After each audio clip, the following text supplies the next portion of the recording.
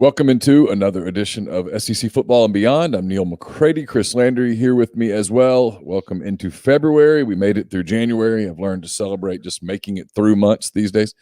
So we're into month 11, I guess, of the pandemic. Congratulations to all of us for making it this far. Chris, how are you? Neil, doing well. Yeah, boy, January just flew by, and we are in the full throes as we've got the Super Bowl this weekend, one game left, and in the throes of what I call affectionately scouting season. Scouting season's 12 months a year, but it's such a busy time of year with I don't know how you feel about it, but recruiting signing day, I don't like the way we're doing it. So I'll just jump on that for a second. I think if we're going to have an early signing day, we ought to have it in July or August. And then we should have the second signing day, maybe even a little further back, like end of February. I just think it's a better calendar, but the calendar in college football just stinks. But it certainly the big hubbub over signing day, which is, first Wednesday in February every year, used to be huge. Yep. It is now, it's anticlimactic. The signing day, the real signing day is in December now. And this is just, okay, we'll clean up some things. And there's probably more news about the class of 2022 now than 2021 because there's not a whole lot left. Which changed the other part of it is this whole college free agency through the transfer portal. So I know we're busy with all of that over at LandryFootball.com, but the calendar is just kind of it's made this day a little anticlimactic. And quite frankly, I think that's what makes the NFL so really ahead of things in terms of how they put out the calendar. And you're going to see how we're going to stretch out free agency and the whole draft preparation. College football just loses its momentum. We talked about it during December, how it can lose momentum, not this year because of pandemic, unfortunately, but so yeah, excited, but yet not a whole lot to report on signing day because most of that's done. Yeah, so it's kind of interesting. I'll catch myself pushing back a little bit. Sometimes people are like, oh, you run a recruiting site, and I'm like, no, not really. That's not really what it is at all. And I know that a lot of the people that are longtime Rivals subscribers initially subscribed for the recruiting coverage. But, newspapers have died. We cover every game. We cover football, basketball, baseball. I mean, we cover 60 baseball games a year. So if you're a recruiting site, that makes no sense that you're spending that amount of time covering football practice and baseball practice and basketball stuff. My point, though, is that since this early signing period has come around, for example, tomorrow is National Signing Day, Part 2, and my anticipation is that Ole Miss is going to sign one player.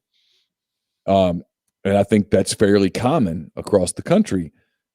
They did the overwhelming bulk of their signing in December, brought in, 22, 23 guys.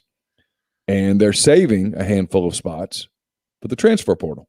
Mm-hmm. I think they're going to have 4 spots remaining, maybe 3. That they can use in the transfer portal. And I'm talking about Ole Miss, but just as an anecdotal reference, because I think every school basically is in the same boat.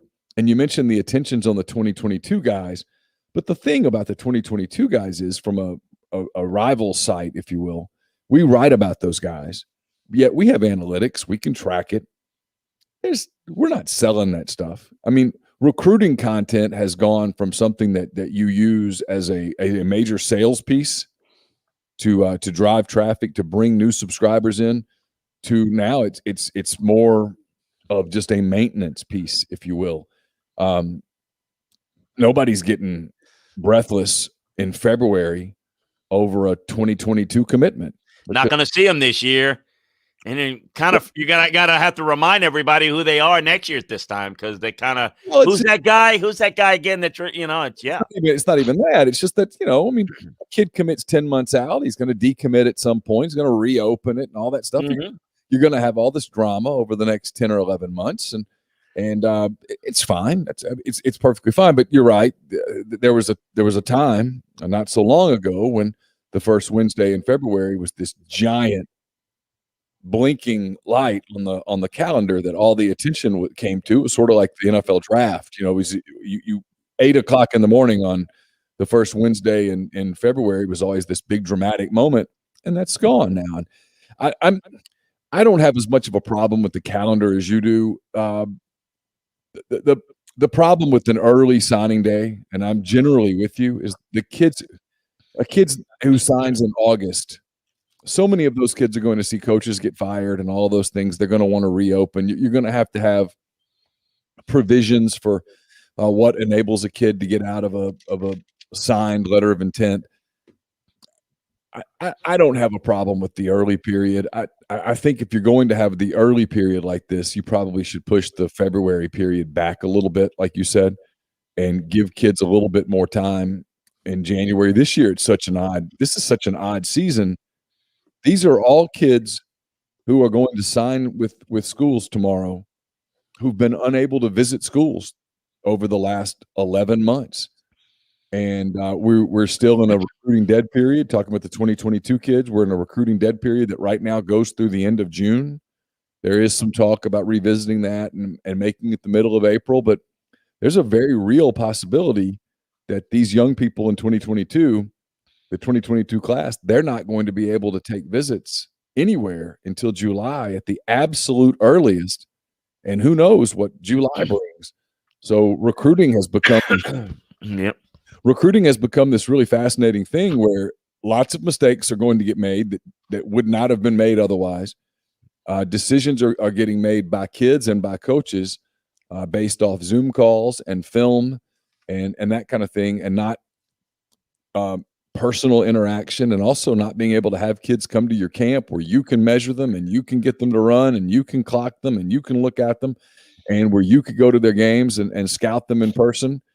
All of those things have been taken away, and I think the mistakes that are going to be made on the recruiting trail are going to be a pretty big story over the next couple of years. Well, I think there will be more this year because of the circumstances. However, the biggest amount of mistakes that have been made in recruiting is a direct result of what I call the recent history of recruiting. When I was doing it, you didn't have early commitments, so signing day was really big. So you might have 10, 12 guys that, right now you'd start to have 15, 20, but during the season, you didn't have 20 commitments because you didn't offer kids until their senior year. You would never offer a kid in high school a scholarship until their senior year because you don't know what would happen. You don't know 100% about their academics. You didn't get to know them quite as well. And you want to make sure that football-wise, that you were watching them in their most important year. That all changed with early signings, camps, and what you can do. And now you have to offer kids, way early in advance. And it's one of the things we do is try to, with some of the consulting work I do, is to just make people aware of who the kids are in the class of 2022. In fact, I've got an update on that we're coming out later this week so that people are aware of who they are. But with that, you have more mistakes that are being made on how you evaluate. You have kids make more mistakes because they're committing too early. And as you said, a lot of changes take place. They think they're going to a place, and not just, the coaching changes, but the style changes. You know what? I'm not as good of a fit there. And, all of a sudden, this other school looks great. Well, it's pretty obvious that the more time you have to make a decision both ways, the more variables they are for changes. It was a story when a kid flipped a commitment. Now it's really a story if a kid commits early, and never wavers. It's just like, wow, that's really, because now, and then you throw into the mix this transfer anytime you want. And I'm not talking about this year transferring or having an extra year to come back. I'm talking about the whole transfer. That's created a whole environment. You just mentioned with Ole Miss, everybody's in this situation. You're talking about the one time. This is college free agency. Hold on, because I think you and I disagree on this. I know ask some questions in the stream I want to get to also. Are you referencing the one time no penalty transfer?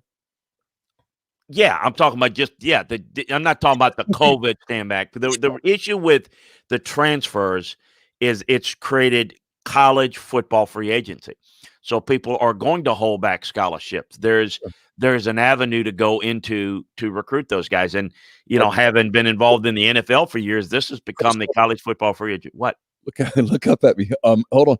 Are you saying you're against the one-time no penalty transfer? No, when I'm talking about it's changed recruiting, it's changed how you save scholarships, and it's changed a little bit how you do it. If you have a player Sure. that doesn't turn out like you think he's going to turn out, when you see some of these transfers, a lot of it's not just the kid transferring, a lot of it's the school pushing them out the nest. Sure. So what you're doing is, what I'm trying to explain, maybe obviously doing a bad job of it, is as you go through this earlier and earlier process, the more mistakes are made by the kid, the more mistakes are made by the school, and on the back end, there's a way to get around it. So if you maybe offer guys earlier, they don't end up having maybe the football character, or they don't develop quite as well, you tend to move them out because you tend to say, I'd rather have that scholarship for someone else. So the transfer portal has created another scouting avenue. It's another player procurement avenue, so that a player can move on, he can find somewhere else, but the school can also move on. So it's created a completely different environment. What I'm saying is, back when I was doing it, it was completely different. I was just trying to give a perspective for a lot of maybe our younger audiences that you rarely had a transfer. I mean, you had them, but it was a big story when you did, and it was tough to transfer. But you didn't offer kids early, so you had a better chance of really knowing and whether it was a good fit or not. So what I'm saying is, it's just created a completely different dynamic of how recruiting is done and how it's handled. It is very much more like NFL free agency, which is great for the news cycle. I don't know that it's great for most of the kids, because the transfer portal has more people in it than there are scholarships available. And so I worry about the kids that are not the elite guys that are going to find a home.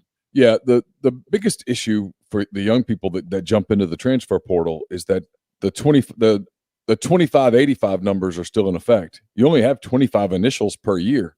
And so, if you use 21 on incoming freshmen / JUCO guys, you have 4 left. So you can only take 4 guys. You can't empty out your roster and go into the transfer portal and sign 40 guys. It just doesn't work like that. So a lot of kids are getting into the transfer portal thinking that they'll have unlimited options, and finding out that they have very few options at all because the schools are full. So that's the problem with that. I'm for the rule, though. I mean, I'm for the one-time no penalty transfer, because I just think if a kid goes to a school, especially if a kid's going to a school based on a coach, and that coach leaves and he wants out, I don't see why a kid gets punished. Coaches don't get punished when they leave. I don't think kids should get punished. Now, if you start leaving 2-3 times, there got to be some regulations. But I like the one-time kind of mulligan rule. Hey, I made a mistake. I want to transfer. I want to play. I want to get closer to home. Whatever. One time without being punished, I think it's a good rule. I think fundamentally it is. I think it needs to have some parameters on it, because again, there's unintended consequences that come with it, because what's happening now in the whole transfer situation is recruiting continues once a kid's on another campus. So you've got schools that are now calling kids, through intermediaries, family members. So, so-and-so is going to one school or the other, and they're recruiting them about, hey, you're not happy there? We got a spot for you here. And that's in the coaching profession is becoming frustrating, because the whole process of recruiting has always been, sinister. It's been, boy, it's not a pretty world. You don't want to know how the sausage is made. Trust me, I've been in it. Now it's extending to, you never would recruit a kid from somebody's campus. I mean, you would never do that back in the day. Now you do it. Now you have all of that. And that's where some people in the coaching profession are not liking how some of that's taken place. That's just one of the byproducts of, hey, it's good to have kids move, but there's always a way to figure out how to make it work to your benefit, right? Yeah, Rock Westfall says, is a market correction coming for the transfer portal? I fear guys that gave up their full rides and don't get picked up will become nightmare examples. Seems like a logjam where a lot of guys will get nothing. It's what these people try to explain to the young guys is, man, make sure you have a place to go before you have that portal. But listen, it's like anything else. People listen to the wrong people and they make mistakes and they jump into the portal and there's no place for them to go and they don't understand the rules and all of a sudden, they're for lack of a better word, they're homeless. Yeah, they're not going to go to an FCS school and get a scholarship. Well, you don't have as many scholarships there, right? So it's like they don't have a home. It's like the whole deal of dealing with, for years and years with these guys and been part of the advisory board in the NFL. You got 85 guys think they're going in the first round. I mean, it's common sense, and, they get advice, but their Uncle Joe says they read somewhere on the internet that they're going to be a first rounder. And then they're shocked when they're not even drafted. And yet they have no scholarship, no place to go. They can't afford to go get an education. They lost their scholarship. There's no way to develop their football skills now because there's no way to do that.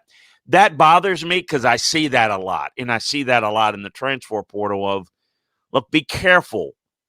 Go somewhere, and I think the better places will work with that. I know that some of the bigger schools, Saban does, a lot of them do.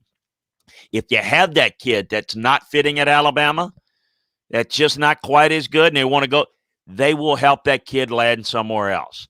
So that kid may end up at a MAC school or wherever, and you'll make sure that kid's taken care of so that, hey, look, you thought you were going to be starting, you're not quite as good as you had thought, we had thought. Let's get you a landing spot that's good. And that's the way you have to handle it. But unfortunately, there's just so many that fall through the cracks there.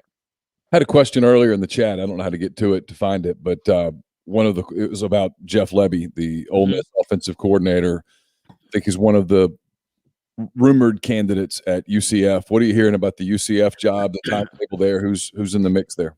A lot of people, but Jeff's name has been mentioned, and I don't have a real feel for exactly where they're going to go at this point, mainly because they're obviously promoting from within, but it's not like they're not going outside with a new administration, but it is a new administration. So exactly who they're going to do it, how much you're going to trust the guy that they're promoting to make the decision. So there's a lot of uncertainty about where they're going to go. Obviously with an unusual circumstance with the athletic director and head coach both leaving, within a week, it's a complete, I'm not calling it chaos, but it's a complete do-over, and with an assistant AD really being involved, but not having the same type of control and clout to just say, I want to go hire this guy, but is kind of made that a little bit cloudy. But I do think that Jeff is certainly somebody of interest. I just don't know how far up the food chain is he. I would say pretty high, but we'll see. I'll give an update as soon as I can. I know we've talked about it a little bit, and I haven't had anything that's real definitive that I feel good about talking about, saying, yeah, this is the way I think it's headed. Yeah, I've talked to some people about it because of the Lebby connection, just kind of working that story on my end. Was told a couple of different things on Saturday. It was the last time I talked about it, really. So today's Tuesday. I heard from one person who's pretty connected that there's pressure there to promote Randy Shannon, who is there now. And then the other thing that I was told that I think has some validity to it is that Gus Malzahn's candidacy, for lack of a better word, is real. That they like Malzahn. He's interested in the job. Now, interested in the job and willing to take the job might be two different creatures, because Gus is – I'm told by people who know Gus pretty well that this taking a deep breath and kind of catching your breath a little bit after all those years at Auburn has been good for him, that he's kind of enjoyed it a little bit more than he thought he would. And then the other name that's popped up a little bit is Tom Herman, the former Texas coach that, he's been talked about at UCF. It's funny. You hear UCF and you think group of 5 job or whatnot. There are a lot of people in the coaching business. You know this better than a lot of people. Yeah, Ronald Mathis points out Gene Chizik wants the job too.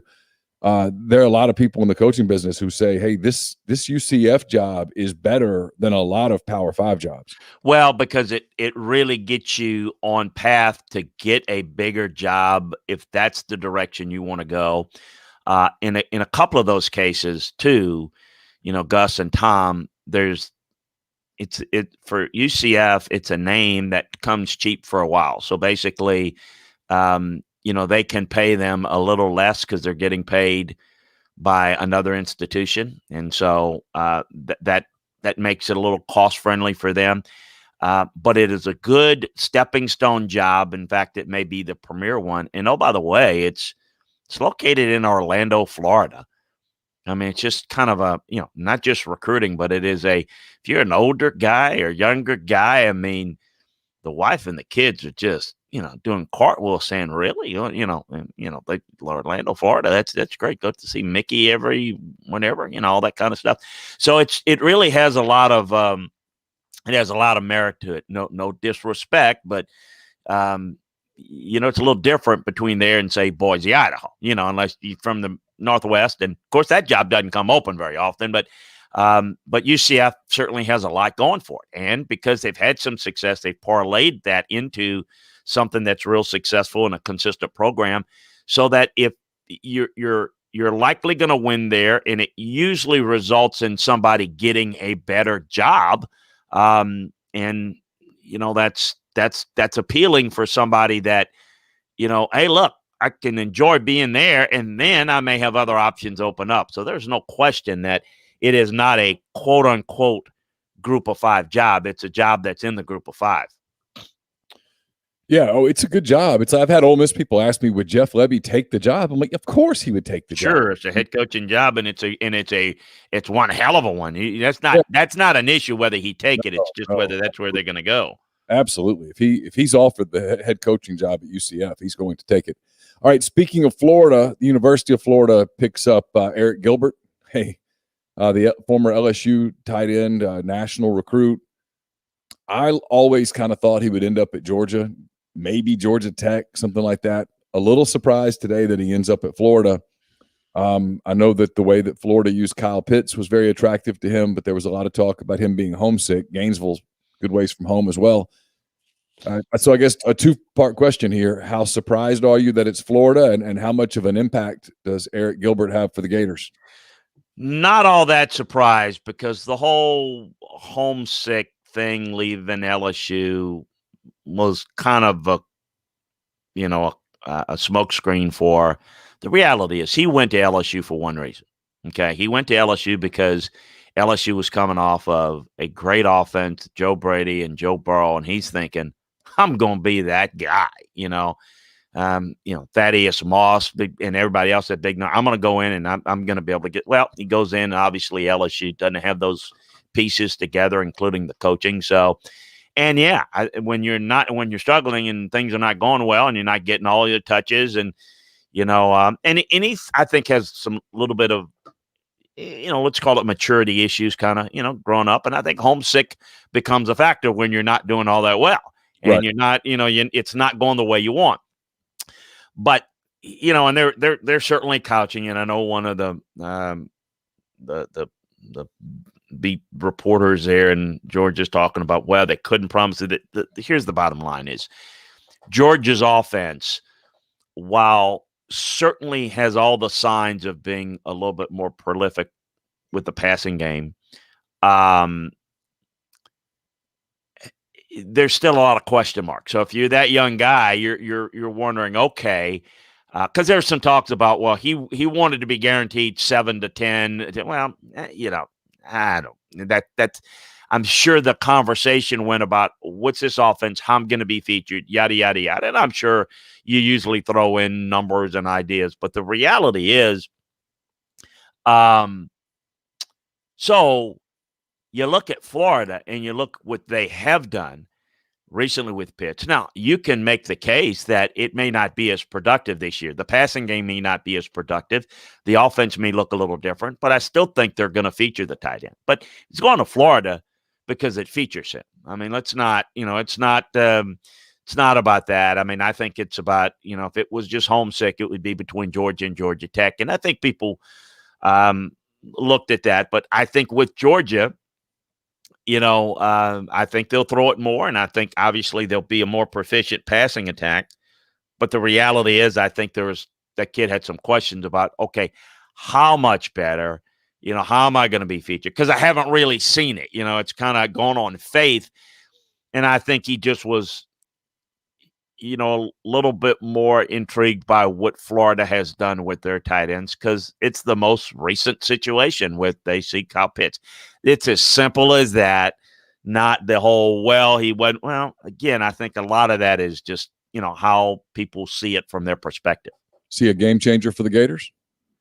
I do. Again, though, Kyle Trask is not going to be there. So the passing game may not be as effective. Now, I will say that the best friend for a quarterback in the passing game is a tight end. I mean, I think you can create mismatches to where you don't have to be as precise and get the ball to him. So I absolutely think there's every chance with how they will run that offense that he can be successful. But obviously, I don't expect Kyle Pitts numbers because I don't expect someone to be as proficient throwing the football as Kyle Trask did this past year. So we touched on recruiting. I was reading yesterday, Chris, that this Alabama class that will be finalized tomorrow, that is basically already finalized, is from a rankings standpoint, the best recruiting class in the history of recruiting classes. You've looked at a lot of these guys, I know. How much talent infusion is Alabama, the program that is already the elite program in the country? How much better is Alabama getting? Really good. Like for example, that offensive line was great this past year. I think this offensive line class going in, talent-wise, is the best offensive line class he's had since he's been there. Now, that's partly due to you've got numbers and quality because they don't recruit guys that can't play, and they got a number of them that fit. Now, that doesn't mean that the J.C. Lathams and the Brockemeyer boys are going to play next year. In fact, they're not. But, Terrence Ferguson is outstanding. They've got a lot of these. It's really good. And then they've got certainly the McKinney kid at corner is really good. And the Hall kid at receiver, they lose some receivers, obviously. The Lawton kid at linebacker is really good. So it's really, really outstanding. Like anything else, I always tell folks, and here's my idea on how to evaluate recruiting. And for full disclosure, with my work in the NFL, I don't have time to look at 5,000 kids. The work I do, and the only reason why I look at recruiting players on film is because doing some of the consulting work, I get a list of about 500 guys that the college coaches feel are some of the best. So I get to look at kind of that group and occasionally a few others. And, sometimes the guys that maybe are a little bit ranked high, sometimes I think are a little overrated and some are underrated. The big key is, and this is the tough part, I don't know a lot of these kids personally. So what's their football character? What's their personal character? School? How many of them they're going to be there long term? In Alabama's case, well, that's a different situation. They're going to be there as long as they do what they're supposed to do and as long as Alabama wants them. But in any of these classes, if you're going to talk about, well, they've got this class and that class, I'm going to piggyback off to what we just talked about.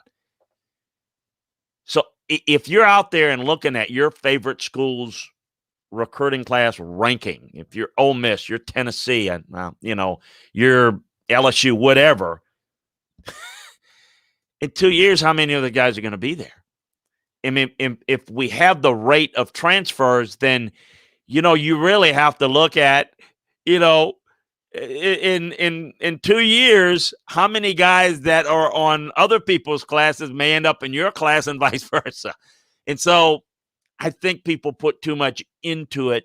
Yet I also think that a lot of these services, and you're close with it, but a lot of it is really what we call information gathering. So they get information from college coaches and share information about basically the recruiting services, share information about what the kids are telling them about who they like. Because as a coach, they'll tell you, yeah, I'm coming to LSU, coach. Yeah, and they get on the phone and tell Ole Miss they're doing the same thing, or Alabama they're doing the same thing. So it's good to have an independent person to kind of maybe get a feel for, I think the kids are leaning here or there. It helps you from a recruiting strategic standpoint. But the recruiting services get a lot of information about how to rank guys from the people that are trained and coaches that can evaluate better.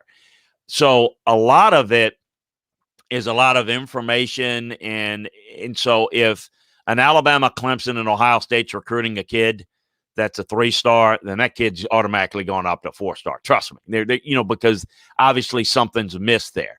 And so, and again, I think a lot of the misgrading and the misevaluation is going to be a normal process when you have such we're going to offer guys so early. You better go back and study guys late to get on that guy that, quote unquote, wasn't a 4 or 5-star back as a sophomore when everybody was making offers. All of a sudden, he's just, an elite player now. So I think you see a lot of that. So finding those type of guys, I think, are really important. And how does a guy really fit?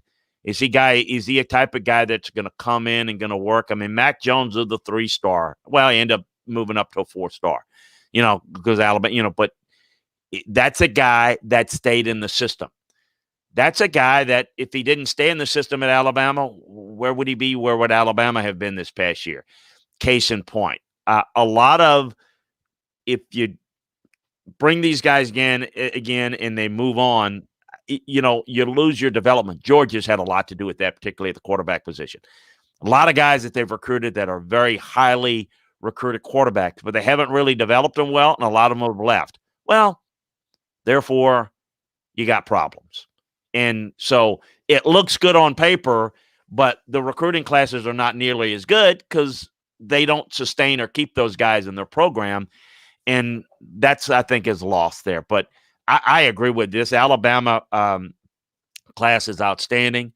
This Georgia class looks really good. This LSU class looks really good. This A&M's class looks really good. Here's the rival. Florida looks pretty good too. Yeah, on those lines. This is the rivals top 25 as of right now. Alabama's 1, Ohio State, Oregon, LSU's 4. You mentioned them. Georgia's 5, Clemson 6, Texas A&M 7. Jimbo continuing to build a power there, in my opinion. I know yours as well. Southern Cal is 8, Notre Dame 9, Florida is 10, Michigan, Miami, Oklahoma, Tennessee still sitting at 14, which is quite frankly kind of a surprise. Wisconsin's 15, Texas 16, North Carolina, Ole Miss is 18, Nebraska 19, Maryland 20.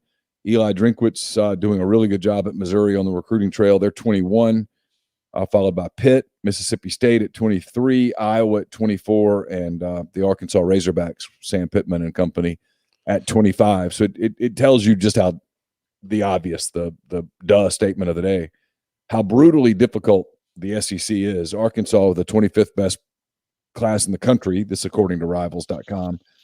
And yet Arkansas is 9th in the SEC, 10th in the SEC. It speaks volumes for just how difficult the league is. Yeah. That's like I tell people, it's like a golf tournament.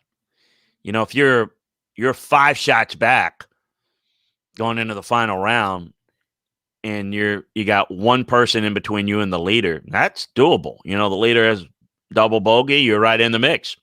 You got 8 or 10 people in the mix, it's difficult to have all those people collapse. Well, you're in the SEC, you just said it. You can have a good recruiting class. You can be in Arkansas, do a really good job, but it's all relative. If you're getting, 7th, 8th, 9th, 10th, 11th, 12th best class in the conference, that means you're going to have to do a couple of things. Well, some of those classes above you have to be overrated. They have to have a little bit more chaos. Those classes have to move on. You have to develop very, very well, keep those guys in the system, and really do a good job. And you're going to have to, what I call, upcoach a little bit. And certainly at Arkansas, I think a lot of their fans, have hopes and aspirations of maybe winning the West one day. But the reality is, if you go to bowl games and maybe you pull an upset a year against somebody, you can be there long term. But there's no question that it puts you, again, if you're 8th in the league, you're probably going to be around that in terms of a personnel group. And the only thing that you can hope for is stability and being able to coach. By the way, I know that since we've visited the last time, I know that the Arkansas defensive line coach, Jamel Ashley, is official going to go to Tulsa to be the new D-line coach there. So, and he's got a lot of experience coaching in 3- and 4-man fronts, so some of the more fronts that they use. But, so development's going to have to be pivotal. It's going to have to be really key. Curious to see in this first year, Neil, is not going to be fair. But I'm curious to see how well Brian Harsin recruits long term. That's the other part of the recruiting calendar that I hate, is if you are making a coaching change, that current year's recruiting class is just it's done. It's over. There's not a whole lot you can do. It's one of the, again, another parts of the college football calendar that I just despise. But anyway. Yeah, it's if you're willing to make a change, you have to be willing to basically sacrifice a recruiting class. The way it works, that's that part of it. That part factors into the calculus too. All right, we'll pivot to some other things here in a second. First, I want to tell you that we're brought to you by Blue Sky. Blue Sky believes in being fast, fresh, and friendly. Through their thoughtful layout and cleanliness of their stores, Blue Sky hopes to provide customers with a fast and easy buying experience. From services to products, Blue Sky plans to keep things fresh. They always provide the freshest flavors of their brand name products and the best services available. They even bring in some of the newest products on the market to their stores to provide an even better customer experience. A smile can say it all, and at Blue Sky, they want to show their customers they care about them and their shopping experience. So they'll always strive to improve their efforts to accomplish exactly that. So check out Blue Sky today at any one of their 48 store locations across the Southeast. We're also brought to you by Alpha Specialties. Alpha Specialties is located on 1670 Highway 80 in Pearl, Mississippi. It's your trailer-specific professional. If you want to haul it, they can call it. Alpha is the premium trailer dealership in Mississippi. They've got Load Trail, the premium brand trailer, the highest quality utility equipment, dump, and gooseneck trailers being built today. Fully primed and powder-coated, Load Trail trailers come with an industry-leading 3-year warranty and 2 years of roadside assistance. Alpha Specialties also has Hallmark cargo trailers, one of the most quality cargo trailers on the market today. Perfect for hauling goods to markets and shows, ATVs to deer camp, hauling race cars, and more. Alpha can even work with third parties to have game day trailers and concession trailers built just for you. For podcast listeners, Alpha has spare tires and wheels starting at just $100. Alpha has a full selection of trailer parts and accessories, hitches, winches, straps, and more. They also do all kinds of truck accessories. Listeners can also get 10% off a yearly trailer service and inspection at Alpha's full service shop. They can repair all types of trailers, concession, horse, utility, enclosed, gooseneck, RV, and more. So give them a call at 601-932-9798 or check them out at alphaofms.com. Make sure you tell them you heard about Alpha on the MPW Digital Network of podcasts, which includes SEC Football and Beyond. Hey, I'm thinking about something. Yeah. I want to bring something up. I'm just thinking about this. The old days, I can remember stories about, particularly when there weren't scholarship limits, but particularly if you're in a place in one part of the country and you have a coaching buddy in another part of the country, sometimes you would alert them about a player in the old days of recruiting where maybe there's a guy that you knew a lot about, you didn't have a room for him, but you didn't want him to go to your rival. or somebody you're going to play against, you kind of tipped them off in another part. I really believe this is going to happen. I've heard nothing official, but I think what's going to happen in this day of transfers, and I'm thinking about this because we had a big trade in the NFL this past week, and trades often happen to, when you have, Brandon Holmes going from the Rams to Detroit, and boom, you got a connection, you make some deals. I think we're going to see this sometimes to where, I need another corner. I need another safety. And you will maybe make a call to somebody that's trying to create a little room for somebody because they need another lineman or what have you. You almost make like college trades. Hey, look, this kid, we'll take good care of him. We'll do a good job. We'll take your guy. Almost like a college trade, except you don't have to trade picks and all that. You just, I think you're going to see some of that. You're not going to see within the conference, obviously, and you're going to go and play somebody. But I think you could see that, and I think that is something to look out for down the road. I know I've heard whispers of that, but it's going to be interesting to follow this. Let's talk about that trade. I'm curious to get your thoughts. The Rams and the Lions get together on a quarterback trade. Matthew Stafford goes from Detroit to the Rams for, was it 2 1s, a 3, and the quarterback. And the quarterback, yeah, which proves the point. Jared Goff has sort of fallen off in the eyes of the Rams. They invested a ton of money in him, $110 million, give or take a few million, and he's no longer their quarterback of the future. They became disgruntled with him over the course of the season. Matthew Stafford's 33 years old. He's had a pretty solid career in Detroit, never won a playoff game. I don't know how much of that is his fault, how much of that is the fault of what appears to be a poorly run organization at times. What were your thoughts on well, that? Look at it from both sides, because I think there are issues there. From Detroit's standpoint, Matthew Stafford, 32 years old, they've not had success. I think he's a talented quarterback, but they've not had success with him. New regime, he wanted to move on. I think they understood it, felt comfortable. It gives them some draft capital. Now, always get a kick out of when people say, well, what's this guy going to cost? 2 first-round pick? A first-round pick is not a first-round pick. They're not made equal. Okay, there's the first pick in the first round, there's the 32nd pick in the first round, and there's everything in between. So when we make trades in the league, you don't look at it as first-round picks. We look at it in overall numbers. We look at it at 10, 15, 35, whatever the number is. For Detroit, they get a couple of things. They get 2 first-round picks, which will likely be, we don't know where they're going to be. So when you make a trade in the future, you have to do 2 things. You pretty much, the rule of thumb is you kind of make it like the 16th pick, because it's kind of the middle of the first round, and you work from there but you have to make it with the idea that what if the Rams are really, really good? It could be a late first-round pick the next 2 years. And you have to be comfortable with that. So you have to say, all right, what if it's the 30th pick? Oh, we're good with that. Well, you have to be good with it, because it could very well be that way. Because remember, the first-round picks are the next 2 years.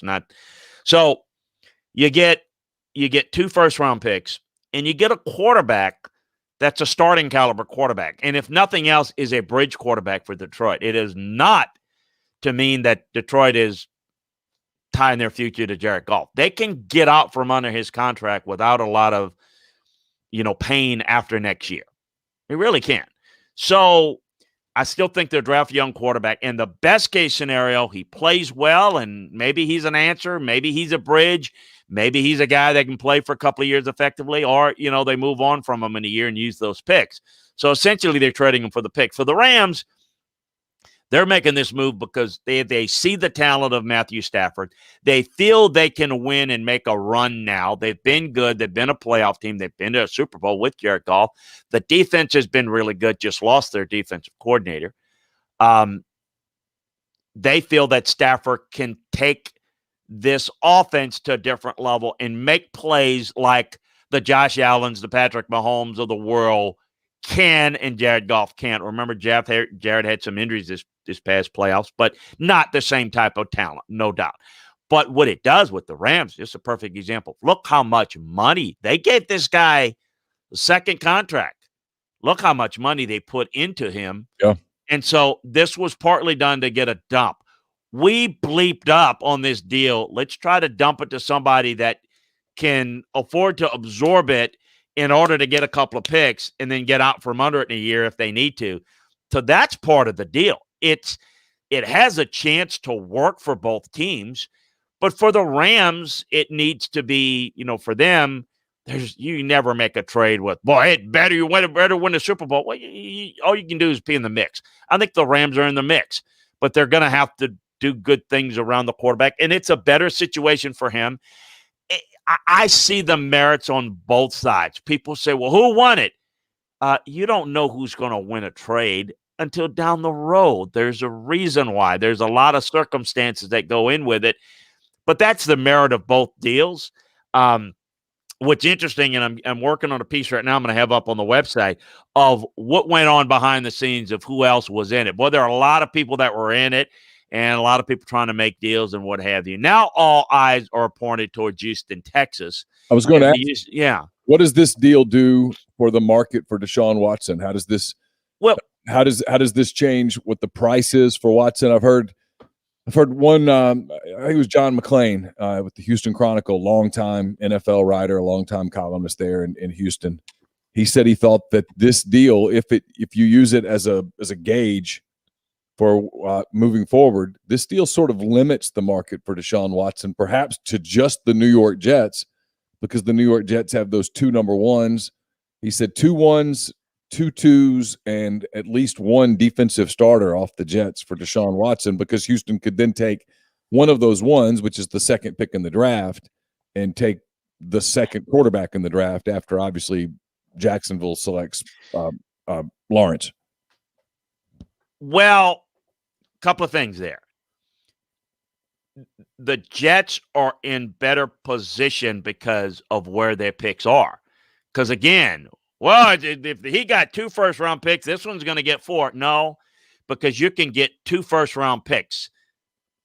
If they're the Jets, that's a completely different pick. That's like a round higher than what, the Rams are going to have. So keep that in mind. Again, remember, it's not the round, but it is the overall number. Any trade, and I do think right now the teams that are working the hardest on a trade for Watson, that's if the Texans trade him. They say they're not trading him. We'll see if they hold to that. It's the Panthers and the Jets. The Jets have a lot of ammunition. Any trade, though, is going to involve the quarterback, because the Texans are going to need either Bridgewater or Darnold in any trade, because that'll be their bridge quarterback, and then they can draft their guy. Right. But yeah, no, I mean, the Jets have a lot of ammunition. What they have to decide is they've got a lot of ammunition for a reason. They've got a lot of needs. Is Deshaun Watson going to elevate them and carry them, or is it just going to be a little bit more of, I would say that if you're going from the Texans where there's not a lot of help, you're going to go to the Jets where there's not a lot of help. And if you're going to evacuate some of those picks, it's, all that longer, but he is a younger quarterback and there is some merit to it. We'll kind of see, but that's kind of where that is. They're saying all the things, but now I'm very curious to see. We've seen now players begin to talk their way out of teams, even though the teams are saying they're not. I think if you're the Texans, you got to do everything you can to repair it, but you better be prepared to make a deal. And I think you need to really work hard to try to do that prior to the draft, because if you don't, then the picks are going to have to be into next year, and it becomes a little bit more complicated to do a deal. And then you may eliminate some teams that might be interested, because if you're, let's just say the Jets or the Panthers, and you draft your quarterback, they may be less interested in doing that deal, right after the draft. So it's on the clock. So let's talk about, speaking on the clock, there's some other things that are on the clock. Aaron Rodgers unhappy in Green Bay. Green Bay's like, no, he's our franchise. How do they make him happy? What happens with Dak Prescott and Dallas? A lot of teams out there kind of hunting quarterbacks. Do you anticipate this being as volatile of a quarterback offseason as some people in the NFL are predicting? Well, yeah, because we're already off to that start. I mean, I think Watson is the biggest one. Aaron Rodgers is not going anywhere. We could see some others. I mean, I think there's some other possibilities, obviously, depending on what the Jets do, what they think about Darnold and the quarterbacks in this draft. That could be a possibility. That's the other thing too. If you're the Jets, you've got to see who you can get, who you like in this draft, and those are all possibilities there. But obviously, the Deshaun Watson's the biggest one. Aaron Rodgers, no. How do you make him? I think the frustrating thing for them is I think they felt like they had a team that was good enough. I think the way you do it is you continue to build the defense and the run game and make another run at it, because I think Aaron Rodgers is not going anywhere else to have a better chance. I mean, there's a lot of talk about, people just, what I call ballroom talk, say, well, you end up back home in Northern California in San Francisco. Well, I mean, it sounds good, but it's not really a deal there to be made. The Packers have no motivation to do it. So with the team that they have. Who is New England's quarterback next year? Well, it's to be determined. Don't have that answer yet. I think that they're going to be players and looking at some veteran options, but certainly in the draft as well. To be determined. It's don't know at this point. It's not on the roster. I'll say that. Did anybody in Mobile? I know you talked about this some on Friday. Anybody in Mobile change their stock quite a bit over the course? I think the guys that to me, that a couple of things. There are two categories of guys that are in the best position to help themselves. One are the small college guys, because they're up in level of competition and they've done everything other than do it against really good competition. So I think probably the guy that helped himself the most was a guy by the name of Quinn Miners. His name is, you look at the last name, folks, it doesn't think it's spelled pronounced Miners. He replaced Landon Dickerson. Landon had the injury and showed up and all that, but couldn't play. He's from Wisconsin Whitewater. I did look at some tape this year of him, but the fact that he was able to perform so well during the week helped him. I think the receiver from Western Michigan, Dwayne Estridge, did a really good job. I like the safety from Central Florida, Richie Grant. People need to be aware of him. Dylan Radness of North Dakota State. Again, they didn't play this year. He and Trey Lance, quarterback. He's a really good one. Deontay Smith of East Carolina. Cameron Sample, the defensive lineman from Tulane, did a really good job. Among others, I got a complete list on the website. Got an evaluation of every player at the Senior Bowl. Mac Jones had a great week of practice. He was clearly the best quarterback there. The fact that he couldn't play due to the injury really helped Kellen Mond, because he did a pretty nice job.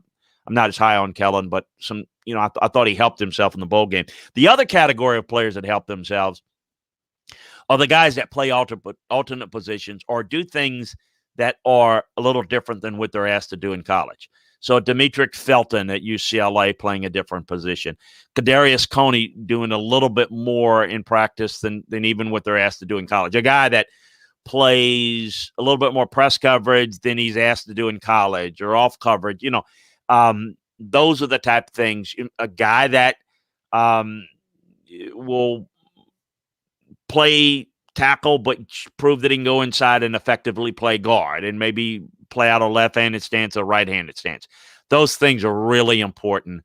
In addition to the fact that every team was able to meet with every player for 15 minutes, which is really pivotal in lieu of not having a true face-to-face combine interviews this year.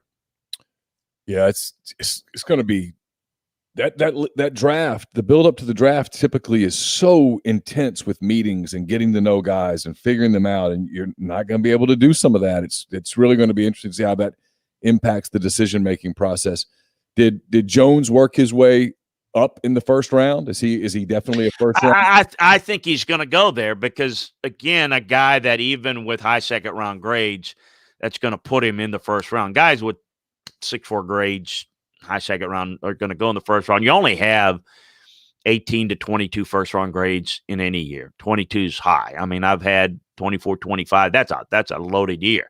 You don't have 32 first round grades, folks. So quarterbacks, which are overvalued with a high second round value, are going to go in the first round because of the importance of the position, and you get that extra year on the contract. So you get an extra year to develop him, a 5th-year deal versus a second-round pick, only a 4-year deal. So now, let me say this. Did he help himself to the point where Carolina, who was able to be close with him, that could be interesting. That could absolutely, it would not shock me if that happened. So he absolutely helped himself. He is I kind of knew the kid through Nick and him, but I got to tell you, you talk about a super mature kid. I mean, Oh, you yeah. talk about somebody that's just like, yes, sir, no, sir, just, do things that other people don't. Thank the cameraman, when he's doing it. Just things that are just, you want somebody that's going to be the face of your organization, represent you. Very really, really good. He's very organized. He has a tremendous attention to detail. He's very intelligent. There's a lot there. I mean, listen, there's a lot there. He got overlooked a little bit at Alabama because of sitting behind Hurts and sitting behind Tagovailoa and only being the starter really for one full season. But the skill set on him is pretty good. And if your argument is that his best football is ahead of him, which is what I think, listen, Chris, I think Mac Jones has a chance to be one of the steals of the first round. He's very accurate. He's very good in the red zone. The ball comes out because the ball comes out quickly, and he's very accurate. He's not big. He doesn't have a gun for an arm, and he doesn't move very well. That's the one thing that's going to be an issue. As you move him off the platform, he won't be nearly as good. And the pro game is going to be different. He's got a huge advantage with a clean pocket. He does a good job from the neck up against pressure. Yeah. But he doesn't move quite as well. It's the one thing that could prevent him from being kind of that really, really good. I think he can be a starter, but you're going to have to, he's a pure pocket guy that you're going to have, like we'll see this in the Super Bowl. Mahomes is going to be without his starting tackles. It's significant, but watch what he can do and what they can do with him. If you're a pure pocket guy, you're gonna, there's less you can do with that. So look, always remember, it's how a guy translates his game to the next level, not how productive he was in college. Still like him, but I think there's a reason why he won't be, he's got some of the intangibles that Joe Burrow has. He's got some of the qualities that Kurt Warner had, accuracy. But in today's movement game, he's a little bit limited there. So, but I think he'll be fine. Got about 5 weeks of college basketball left in the SEC, certainly. Getting started with another week tonight. Right now, Alabama 9-0 in the league. They lost at Norman, Oklahoma on Saturday. If you like college basketball and you've been disappointed with the play this season, which is hand raised, that was a great game. Alabama and Oklahoma was a very entertaining basketball game in Norman on Saturday. Alabama 14-4 overall, and 9-0 in the league. Florida and LSU 6-3 in the league. Tennessee 5-3. Missouri 4-3. Arkansas 5-4. They had a tight loss at Oklahoma State on Saturday. That was another really entertaining basketball game. Cade Cunningham, the guard for Oklahoma State, is a special player. Kentucky 4-4 in the league. Auburn 4-5 in the league, as is Mississippi State. Georgia and Ole Miss both 3-6. South Carolina 2-4. A&M 2-6. Vanderbilt 1-6 in the SEC. The slate begins tonight. Tennessee is at Ole Miss. That's a 6:00 Central Time game, as is Georgia at Auburn. Auburn looking to get back in the winning column with Cooper there at the point. Mississippi State and Arkansas tonight in Fayetteville. That's an 8:00 start, wrapping up today's games. Let's see, tomorrow in the SEC, wrapping up the first part of the week. South Carolina is at Florida. The Gamecocks have just been riddled by COVID. They're having a hard time getting their games in. LSU is at Alabama. LSU got thumped by the Crimson Tide in Baton Rouge. They'll look for some payback against the Tide on Wednesday night. Both of those games are the early games, as is Kentucky at Missouri. That game, as of this moment, still scheduled to be played, Chris, but there's been some talk about some COVID issues there. And then Vanderbilt is at Texas A&M. That game, a 7:30 start on the SEC network on Wednesday night. So that's kind of your quick look at the state of SEC basketball right now. There's been a lot of talk, Chris, about the tournament's going to happen. I just don't see it. Conference tournament you're talking about. Yeah, the NCAA tournament. Yeah, I just want to make sure people understand the NCAA tournament's happening. Yeah. He was on my conference tournament. Yeah, the conference tournament. I have long thought it would not happen. And there's now a lot of talk that the league is determined to make it happen in Nashville next month. There was some correspondence between SIDs and media over the course of the last few days that indicate there's momentum in that regard. The only thing about it, and we'll talk about this as we get into March, is before you can go to Indiana to play in the NCAA tournament, you have to have 7 straight days of negative COVID testing. 7 straight days, which makes me wonder if you're a team, take Alabama, for example, that's your bid to the tournament's wrapped up. Do you want to go to Nashville and play and risk it? Or do you want to just kind of lock yourself up in Tuscaloosa, make sure everybody's clean, and then head to Indiana to play in the NCAA tournament? Yeah, I was going to mention it. You did a good job there. I was going to mention for the folks that are wondering, well, what is the issue about conference tournaments? Well, everyone is focused on the NCAA tournament because the importance of playing in it, to the point of they're a little bit fearful of kind of all being together at a conference tournament environment. Not that they're going to be, all in the same room or anything, but they're fearful that it might jeopardize their ability to play in the tournament. Meaning, you have COVID issues that rear up, and there's a lot of people that are thinking, man, let's just skip it this year, conference tournament wise, and let's get to the NCAA tournament. That's the only thing that truly matters, that has to happen, will happen. So there's a lot of talk about that, but then there's a side that says, hey, want to play for the conference title, yada, yada, yada. But yeah, that's not the issue. The issue is just health and fear. And that's obviously what basketball's having to deal with right now in this COVID environment. Yeah, the reason to play the conference tournaments is the TV money. That's it. I mean, that's it.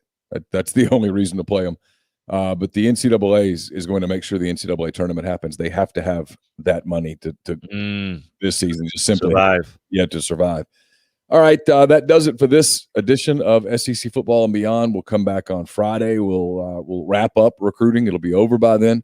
We'll talk about that. We'll also get you ready for Super Bowl 55. We'll get Chris's thoughts on Tampa and Kansas City. Is there a way that the Bucs and Tom Brady can pull off the upset? Tampa Bay, as of right now, a 3-point underdog against Kansas City on Super Sunday. So we'll talk about those things and more. Thanks to everybody in the chat for being with us today. And we hope to see you on Friday morning at 9. Until then, for Chris, I'm Neil. Take care.